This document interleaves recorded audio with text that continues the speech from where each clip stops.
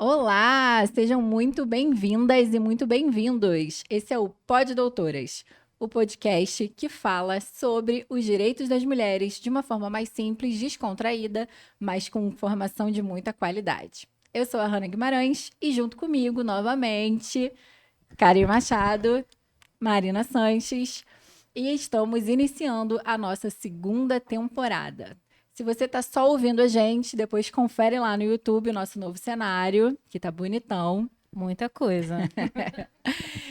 Se você ainda não segue a gente nas redes sociais, já vai lá no Instagram, @poddoutoras, e no TikTok, @pod.doutoras. E para iniciarmos a nossa segunda temporada, o episódio de hoje vai ser sobre alienação parental.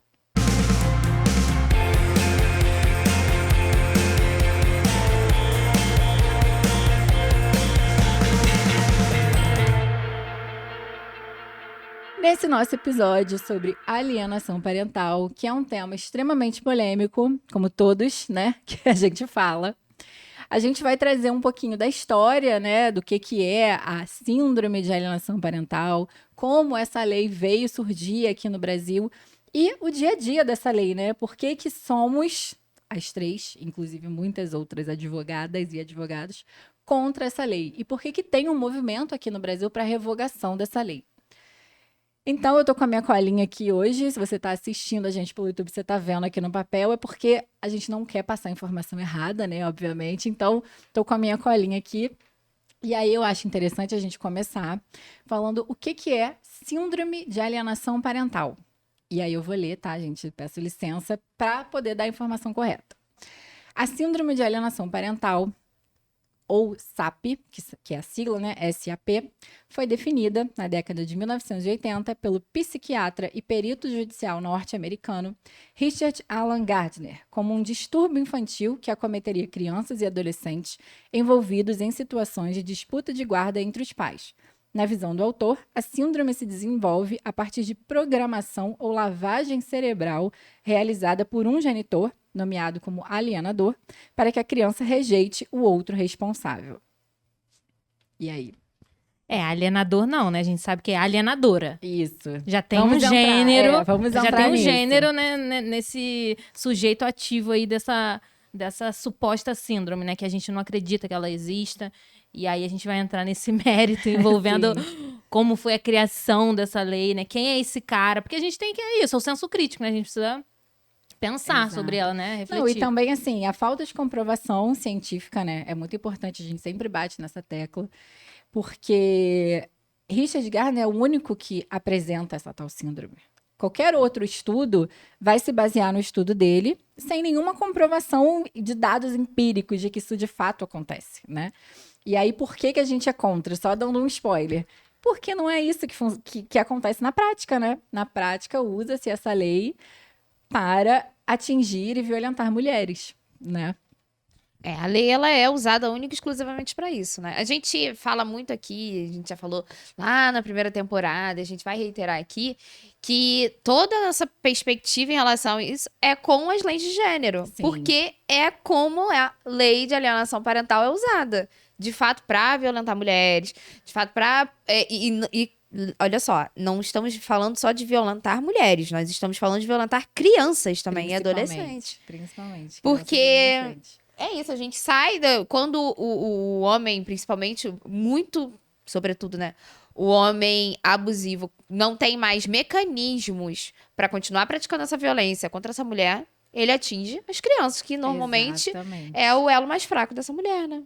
E aí eles usam a lei de alienação parental doida, assim, no judiciário. E aí é importante a gente falar sobre Richard Gardner, e assim, a gente tem várias polêmicas envolvendo, mas assim, não cabe aqui a gente julgar isso ou não, porque, enfim, fazendo uma pesquisa, eu vi que tem vários posicionamentos, enfim, se ele de fato falou tais coisas, né, sobre pedofilia, e depois a gente entra melhor para explicar isso, mas é importante a gente trazer que ele era um perito judicial que atuava em casos de guarda sempre a favor do homem.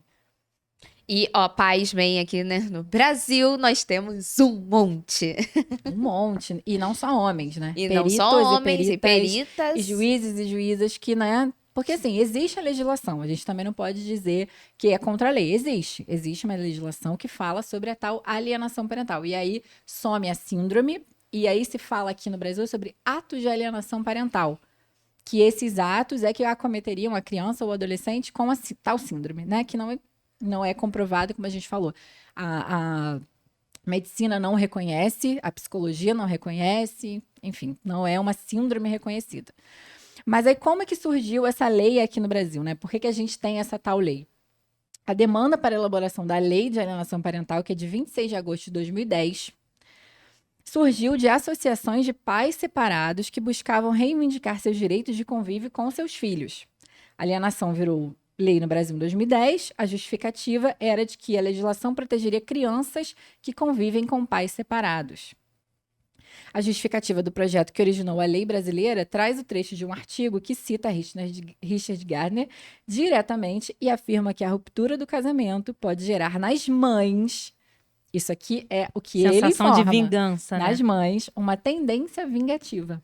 Eu só acho, assim, né? Olha o estereótipo de gênero. Eu aí, acho né? mó total. coincidência, né? Mó coincidência que a lei de alienação parental é de 2010, né? A lei Maria da Penha é de 2006. Então, quando as mulheres Exato. começaram a denunciar que eram vítimas de violência doméstica e começaram a pedir medidas protetivas, e, detalhe, essas medidas nem sempre só alcançam as mulheres, elas às vezes se estendem aos filhos também, criaram-se uma lei porque tem pai sendo afastado dos filhos, olha só. Exato, É, a porque a academia mãe é já- vingativa. E a academia já traduz isso como efeito backlash, né? Que é o efeito exatamente rebote de um avanço legislativo, de um avanço na conquista dos direitos das mulheres. Que e no aí, nosso último episódio a gente falou, no último acho que Esposa Troféu, que a gente falou sobre isso, né, da do primeira mesmo temporada. efeito, exatamente. Toda vez que as mulheres avançam, vem esse retrocesso, essa onda de retrocesso. Do conservadorismo, né? Exatamente. E assim, não é que os pais separados não possam conviver. Eles podem, eles têm que conviver. É um direito constitucional, né, gente? É A gente um sempre fala direito isso, é um direito constitucional. constitucional a convivência Não existe familiar. isso Não da só direito mãe desse ter- homem, mas da criança. A criança tem o criança. direito a conviver com esse pai, com essa família paterna. Ninguém tá falando que isso né, aquela coisa. Não, gente, tem direito, mas depende de E cada também caso. uma obrigação, né, do pai, porque a gente fala muito sobre esse direito da criança de conviver, mas também a obrigação do pai criar, Dever. educar e assistir essa Exato, criança. dever dos pais. Então, assim, se ele fosse realmente um cara bonzinho, e a Hannah bateu nessa tecla, quando a gente fala sobre irresponsabilidade paterna, lá na primeira temporada, que nenhuma mãe gosta de cobrar a Exato. presença do pai, que o pai faça o mínimo. Então, se esse pai quisesse mesmo conviver com essa criança, Exatamente. eu tenho certeza que se ele fosse um cara Ele legal, tem ele direito garantido. Não precisa. Ele é respeitar essa mãe, né, gente? É a mãe do filho dele. Exatamente. Não, e aí, assim, uma coisa que a gente vê na prática, que aí é importante a gente trazer esse viés do dia a dia, Gente, esqueci o que eu ia falar. Me deu branco aqui. É porque o pensamento foi tão rápido que me deu branco. Não, calma aí. É a pressão O negócio dos pais que a mãe não deixa conviver e tal. É porque, assim, estereótipo. muitas mães, muitas vezes, não falam a verdade para os filhos do que o pai faz, justamente para ela não ser acusada de ser uma alienadora. É porque o pensamento fugiu aqui, foi tão coisa.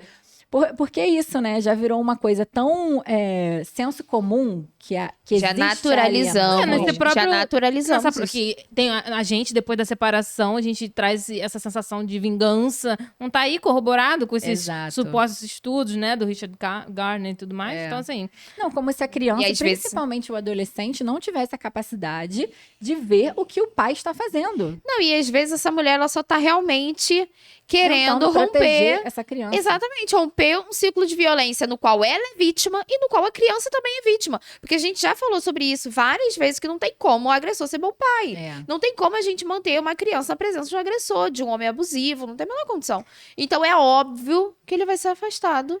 Mas o direito não entende isso, né? não. E eu já vi em sala de audiência aqui do Tribunal de Justiça do Estado do Rio de Janeiro uma plaquinha dizendo: papai não fala mal da mamãe, mamãe não fala mal do papai, e os dois têm que conviver em harmonia. Gente, que harmonia também é já essa? vi. É o melhor dos silêncio? mundos. Não, é melhor o dos silêncio, mundos. né? É a mulher se colocar... silenciar. Se silenciar, não nomear violência, não Exato. dar visibilidade ao que ela vem sofrendo ou sofria nessa relação. Então, assim, o ciclo de abuso. Então, que silêncio é esse? O silêncio é conivente ao opressor. Porque aí parte de um princípio, né? Toda a lei foi construída a partir de um princípio que todos os homens são bons pais. Ai, todos que os homens são maravilhosos. Aí a incríveis. gente viveria no incrível mundo de Bob. Eu, Exato. inclusive, adoraria. E primeiro viés ideológico de que a mulher é a vingativa, a mulher é a que não superou, a mulher é que tá fazendo inferno na vida. E também da sobrecarga, né? Mais uma vez, a mulher é que fica encarregada, a mulher é que toma conta. E o pai bonitão vai lá só visita, né? Que hoje em dia a gente não fala mais, é convivência, mas...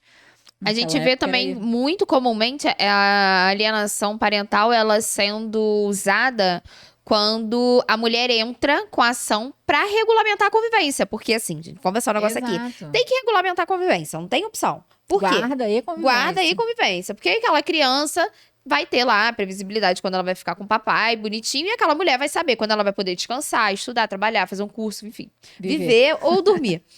E aí, isso é uma questão de rotina pra todo mundo. E pra aquele homem não aparecer lá quando ele quiser, né? Seja uma vez por ano ou a cada 10 dias pra poder apurrinhar aquela mulher.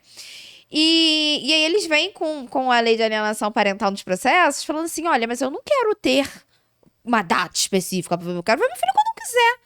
Uma vez por ano. Convivência livre. Vai ver o Papai Noel, né? Exatamente. Convivência livre. Eu vejo quando eu quero, quando eu tô afim. Nossa, eu odeio quando vem essa história da convivência livre. Eu fico, gente, pelo amor de Deus. Finge que eu sou seu Exatamente. salário e me economiza, né? Porque convivência livre é horrível. É horrível pra todo É uma mundo. prisão pra É uma mulheres. prisão pra mulher. Coloca a mulher à mercê daquele homem, de quando aquele homem vai ter disponibilidade pra cuidar daquela criança. Segurança pra essa criança, segurança, estabilidade, como você colocou. Fora não é tem. convivência pra essa criança, exatamente. A cabeça dessa criança fica como? E esse papai fica como também, né? Sem obrigações. E isso a gente tá falando nos casos mais leves, né? Porque assim, Exato. os casos mais pesados, e são os casos que até o próprio protocolo para julgamento com perspectiva de gênero do CNJ, se você não conhece ainda esse documento, a gente vai deixar aqui nos comentários para você dar uma olhadinha. Na primeira temporada a gente falou muito dele, a gente se baseia nele, né, na nossa advocacia do dia a dia, porque, como a Karen começou falando, a gente tem essa perspectiva de gênero mesmo, né, na nossa atuação. Ele traz essa previsibilidade do mau uso da lei de alienação parental por pais condenados por violência doméstica ou por abuso sexual contra os próprios filhos. E aí a gente vai chegar onde o buraco é mais embaixo. É que a Muito gente já embaixo. entra falando de Que um aí a caso gente muito fala mais grave. do caso que é realmente pesado, assim. A gente tem no nível mais alto da alienação parental, né, a maior punição que pode acontecer com a alienação, com o ato de alienação parental comprovado, né, de que esse outro genitor, que como a gente está falando aqui, sempre é a mãe que é a acusada, porque sempre é a mãe que fica com a guarda, é sempre a mãe que fica, né, na sobrecarga. A maior punição que ela pode ter é perder a guarda dessa criança para o outro genitor e muitas vezes o genitor que está sendo acusado de abusar sexualmente do próprio filho. Então, olha que loucura. Porque, assim, os processos de família que têm alienação parental, né, que tem essa investigação da alienação, andam muito mais rápido do que o processo criminal que vai investigar se esse abuso aconteceu ou não. Então, vai ter essa reversão da guarda, a criança, ou adolescente, que é a vítima, vai conviver com o seu agressor, vai ser impedido de conviver com a genitora, né, que é a pessoa que dava segurança, e aí lá na frente, se ficar comprovado, que também é muito difícil comprovar casos de abuso sexual contra criança e adolescente, infelizmente, porque está restrito ao ambiente doméstico, porque muitas vezes não se dá a devida atenção à palavra da criança, né? É difícil, às vezes não tem uma conjunção carnal que vai demonstrar que realmente o ato aconteceu, às vezes é um outro tipo de abuso. E aí é que vai se descobrir que realmente... Inversão de papéis, né? Olha isso, que É uma loucura. inversão, assim. E É o mundo ao aí, contrário. essa lei extraordinária Isso quando... fica sendo usada para poder legitimar abuso contra as crianças, violência doméstica. Isso quando o pai não reverte a guarda e mata a criança. Quantos casos a gente já viu assim? É por isso que a alienação parental é super pesado, assim, super pesado. Porque isso acontece. E assim, vai polícia lá, pega a criança à força, a criança desesperada. Eu não consigo nem ver vídeo, gente. Assim, por mais que seja a nossa... Eu não consigo também. Eu não consigo ver. Isso, só de falar já fico arrepiada. Eu não consigo ver, porque você vê o desespero da criança, você vê o desespero da mãe, você vê a mãe tendo a justiça contra ela, né? A justiça que era para dar essa segurança para ela, levando o seu bem mais precioso embora. E legitimando a violência que ela denunciou. Fez um ato de alienação parental. Ela falou mal do pai.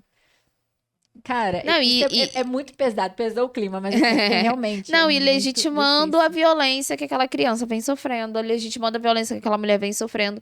Gente, é muito fácil encontrar vídeos como esse que a Hannah tá falando. E se você não está, não, elas estão viajando, qualquer coisa do tipo, você pode Aviso de colocar. gatilho já, porque assim, Você consegue acessar esse tipo de conteúdo em qualquer plataforma se botar hashtag RevogaLap já. Porque RevogaLap já. No Instagram tem muito desses vídeos, porque né? vocês vão encontrar com muita facilidade vídeos como esse e depoimentos de mães que estão esperando aí ajuda, que estão tentando rever a guarda O dos coletivo filhos. Mães na Luta, né? É importante Exato. Então a gente fala que muito reúne sobre isso. muito isso, mães que foram vítimas. Exato. Vítimas da lei de alienação parental.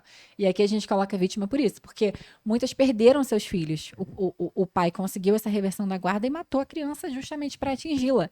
E aí, voltando ao que a Karen falou lá na frente, usam a lei para continuar agredindo essas mulheres, que muitas vezes têm medida protetiva contra esse cara, mas aí às vezes não consegue pro filho, porque Não, ainda e às conseguiu vezes eles provar somem com a criança também, porque Some, pronto. sim. Pegou a guarda, gente, é isso. Tchau, e aí fica essa Não, mulher e- desesperada, porque o que mais tem é isso. Quando você encontra esse tipo de conteúdo, você vê lá mães desesperadas porque não sabe o paradeiro da criança. E aí, esse homem, ele já tem o que ele quer, que é a guarda da criança, pra você sabe-se lá Deus o quê.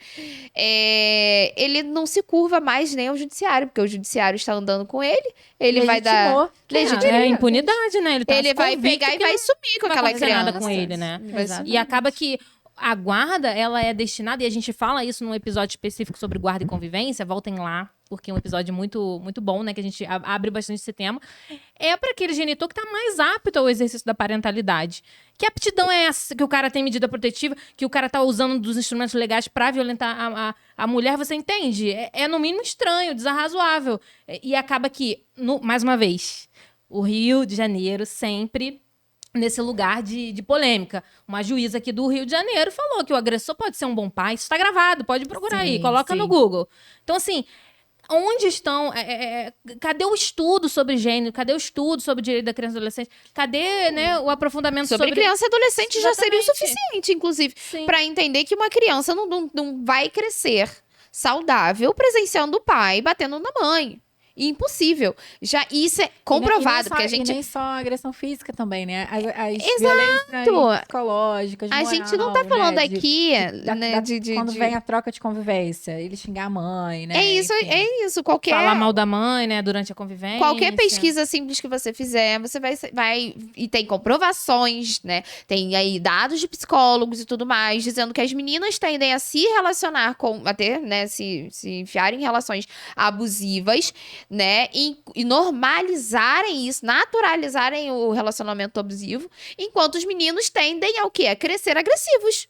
Porque Repetir esse comportamento. repetir, reproduzir, passar à frente. É isso, gente. Como é que um homem que submete uma criança a isso, a ter, de repente, vários problemas psicológicos futuros por presenciar? Porque aí, a gente não vai falar só aqui de uma agressão física, mas sim de uma agressão verbal também. Vai ser um bom pai. Não tem capacidade. Gente, não tem. O pai que já quer impedir o convívio, né? Porque supostamente a mãe tá falando mal. Já, né? E outra coisa também que eu sempre acho legal a gente falar.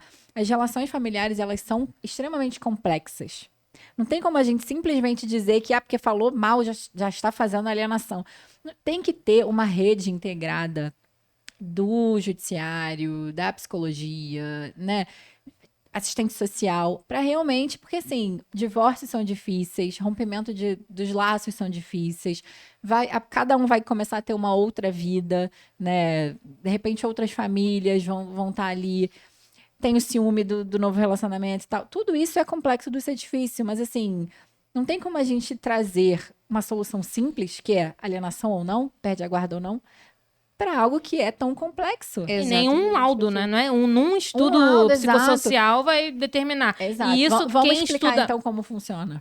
Pode falar, mas assim, quem estuda mais sobre isso no ramo da psicologia fala, gente, não é só uma entrevista que vai Exato. determinar se tem alienação parental ou não tem. Nossa, pra você É fechar um diagnóstico Exatamente. de neurodivergência, você precisa de meses de análise com psicólogo. Você imagina fechar um laudo de alienação parental? Mas aí a gente entra naquela questão, mazela institucional, não tem profissionais suficientes, não é na Não, e uma outra psicologia e na ciência questão, social e do- uma outra questão também, que o Intercept foi até proibido de divulgar a matéria. Foi Não sei se censurado. Não sei se Gente. vocês chegaram a ver. Sim. O Intercept divulgou a venda de laudos por psicólogos e psicólogas do juízo, né? Ou seja, que são atrelados à vara onde o seu processo vai andar, né? Vai se desenvolver.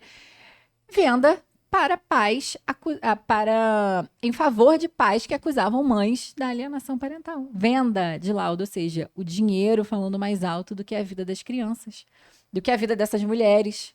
Sabe? Depois teve uma decisão aqui do Rio de Janeiro, mais uma vez. Onde tá a pode pedir corregedoria, não gente? só Eu já no fico Rio de assim, Janeiro, cadê não. corregedoria? Cadê Não, esse- Rio de Janeiro em Teve- massa, mas também tem não, outros teve a decisão estados, que dos estados também que... censurou a matéria, então a gente não consegue achá-la mais para poder falar. Mas isso aconteceu. Se você entrar no site do Intercept e você procurar sobre isso, você vai conseguir pensar algumas coisas. E isso é muito grave, gente. Isso é muito grave, porque, assim, primeiro que não tem comprovação científica, como a gente falou lá na frente, né? Inclusive, a Conselho Brasileiro de Psicologia, Conselho Regional... Federal, né? Conselho Federal, isso, eu tava tentando achar a palavra. Conselho Federal de Psicologia emitiu uma nota em 2023 em que é contra o uso do termo alienação parental mesmo, por ausência de comprovação. Então, assim... A gente vê que realmente é uma máfia, né? É uma máfia isso. E o que seria a alienação parental? Que a gente tá falando tanto aqui, né? O senso comum é isso, que fala mal do pai, mas tem outros atos. E o senso comum acha bom, tá, gente? Fala, não, usa, sabe? Já tá na boca do povo, essa é a grande dificuldade. Não, Vai quantas revogar a pessoas lei? lucram? Quantas pessoas? É o que a gente tá falando. Principalmente advogados e advogadas que usam. Não, mas é isso. né? Quantas pessoas chegam no escritório falando isso não é alienação parental? Já Sim. sabem. Então, assim, acaba que O revogação senso da comum, lei não não vai ser o suficiente, gente. Não vai ser. Deixa Mas eu só- já vi um pai acusando a mãe, a nenenzinha recém-nascida, tadinha, 3 meses, aí a mãe, por N motivos, né? Principalmente porque ele inicialmente não acreditava na paternidade. Nossa, começa daí. Impediu o acesso dele à criança, uma pessoa complicada. E aí, ele falou que ia entrar com uma ação acusando ela de alienação parental de uma criança de 3 meses. Pois E é. se for amamentada? É isso, eles não estão nem aí pro bem-estar nem da aí, criança, Tá sabe? entendendo? Deixa eu ler então Tomar uma aqui aguinha. o que seria a alienação parental segundo a lei, né? O que a lei define, porque a gente tem essas definições em lei. Dificultar o contato dos filhos com pai ou mãe, ou o direito de visita e convivência, por favor, não se fala visita. Realizar campanha de desqualificação da conduta de um dos pais no exercício da paternidade ou maternidade. Omitir deliberadamente informações pessoais relevantes sobre os filhos, mudar o domicílio para local distante sem justificativa e apresentar falsa denúncia contra um dos pais para dificultar a convivência. E aí, caso a justiça entenda que houve alienação parental, o genitor pode sofrer punições como advertência, multa, alteração ou inversão de guarda, mudanças nas visitas, determinação de acompanhamento psicológico e, em casos mais graves, até mesmo a suspensão da autoridade parental. Então, assim, é muito vago também, né? É muito vago isso que tá aqui, assim. Campanha de desqualificação da conduta. Tá, mas se a pessoa realmente for... Se o cara for realmente um pai... E se ela não estiver mentindo? Exatamente. Mas E aí engraçado. é isso, o judiciário, ele que sempre tem essa coisa, tipo, não fala mal do pai, não. Papazinho não fala também. Tadinho do papai. Ele Exatamente. bateu na mamãe. Como se a A criança... mãe que deve ter feito alguma coisa, né? Pois Não foi, é, ela e é aí se a gente culpada. reproduz Como se a isso. criança... E, de novo, como se a criança adolescente não tivesse esse entendimento, não conseguisse ver, né? Quem é esse genitor, quem é essa pessoa. Isso serve pra mãe também. A gente pode ter casos também que a mãe... Só que assim, a gente sabe, isso tem estudos, dados, né? Isso tem comprovação de que as mulheres são as mais acusadas de serem Não, e alienadoras. assim, As mulheres são as que... Convenhamos, Também né? A gente não precisa nem usar a lei de alienação parental. Exato. Para qualquer caso que chegue no escritório que tenha um problema muito sério, enfim. Gente, o ECA, o Estatuto da Criança e Adolescente, ele é maravilhoso, completão, bonitão lá. Assiste, protege as crianças, O Código Civil também, prevê né, o atrás, Código desde Civil, 2002. a Constituição. Então, se a gente tem lei para isso, né? Para protegê-los e tudo mais. Então, Mas a é lei mais fácil ir pelo... é mais fácil acusar de alienação parental. Eu acho até um pouco Exatamente. falta de estudo sobre o ECA, sabe? Quando eu vejo assim, Não, mas é isso. Dá muito é lucro. realmente uma ferramenta para violentar a mulher no judiciário. Aí violenta a mulher, violenta a advogada. A gente falou sobre isso em um outro episódio. Exatamente. Os processos de alienação parental são os que a gente também vê mais retorno de lawfare de gênero também, não é? E aí tem gente que é a favor, é como a gente tá falando, né? Tem muita gente que é a favor da lei, tem muita gente que é isso, acha que é bom, o senso comum, não é bom, protege as crianças e tal. E aí o que as pessoas que são a favor da lei alegam? Que eventuais deficiências e má aplicação da lei devem ser identificadas e corrigidas, mas revogá-la significaria enfraquecer a rede de proteção infantil. Como a Karen falou, a gente tem o ECA e não aconteceria isso. Já que o objetivo principal da lei é proteger o convívio da criança e do adolescente com ambos os genitores. Novamente, se o pai realmente quer conviver, ele tem esse direito garantido desde lá da Constituição. Regis de Oliveira, autor do texto em 2010, também é contra a revogação. Segundo ele, a lei atendeu a uma determinada situação em determinada época. Mas se hoje ela se mostra insuficiente, o texto poderia ser reformulado. A essência da lei que não pode ser mudada, de despir do pai e da mãe qualquer instinto vingativo. Esse foi o autor da lei que falou. Poxa, pode até mudar uns trechinhos, mas continua aí falando que a mulher é vingativa. Vamos continuar com esse... Vamos com essa alienação? continuar, mas dá uma modernizada pra calar a boca dessas feministas aí. Exatamente. E como a gente começou lá dizendo, tem toda um movimento mesmo, né? Não só dos movimentos feministas, mas principalmente, para a revogação dessa lei, justamente por isso, porque ela não veio suprir nada. Ela veio para ser mais uma forma de violência contra a mulher. É isso. Exato, e acaba que não só as feministas, acho que tem esse lugar de as feministas estão se rebelando, não. Psicólogas, quem estuda sobre isso, assistentes sociais, são vários ramos. A própria. Eu acho que tem muito disso. Se a gente observar as evidências, né, como a gente coloca, não existe essa síndrome. Foi criada efetivamente por uma pessoa, né, o Richard Gardner, que é altamente. Questionável a conduta dele, né? Como você mesmo colocou, ele laudava em favor de homens abusivos, né? Que praticavam abuso sexual, né? Estupros contra vulneráveis. Então, assim, é absurdo. E a questão da pedofilia, só para quem não sabe da história, para poder entender, que assim, em um dos textos dele, ele era psiquiatra, né? Psiquiatra infantil. Psiquiatra e perito judicial. E nos textos dele, né? Ele diz que pessoas têm tendência a terem atração sexual por crianças e adolescentes. E aí, Então, gente? Vamos confiar nesse cara? E aqui eu não Vamos estou confiar dizendo nele? que ele está sendo a favor da pedofilia, tá, gente? Eu quero deixar isso bem claro, porque já li outros textos sobre isso, porque foi tirado de contexto, enfim, a gente não sabe. Mas que ele escreveu isso, ele escreveu em um dos textos dele. Poxa, mas pra mim nem precisaria. Na boa. Não, mas assim, eu entendo que pode ser também uma questão dele querer abordar, não sei se o termo certo é esse, patologias, né? Realmente doenças. Não, por exemplo, Freud Entende? fala, Aí sim. entrando no ramo que nem é o nosso, tá? Vamos lá. Freud fala que realmente a criança tem sexualidade. Só que você entende. Esse é um estágio da vida da criança. Um estágio normal, o interesse Como de todo na mundo. descoberta, né, do próprio isso, corpo e sim. tal. Por exemplo, meu filho mesmo, ele tem ereçãozinha, né? Ele tá na idade. Exato, é isso? mas não quer dizer. Agora, o adulto ter essa atração por uma criança, em qualquer contexto que seja, não é Sim. normal isso. Até Não, porque eu- aí a por gente isso eu quis estaria- deixar claro que, assim, a gente não tá aqui dizendo que ele era a favor.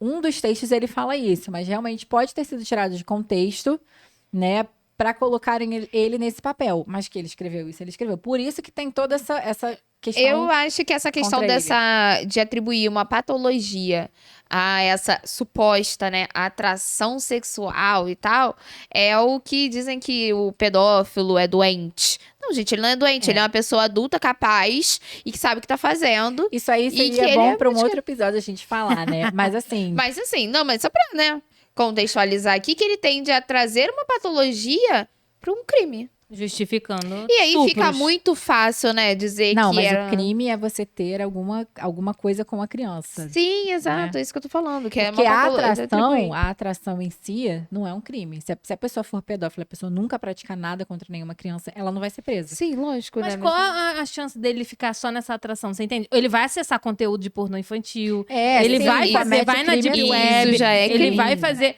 Entendeu?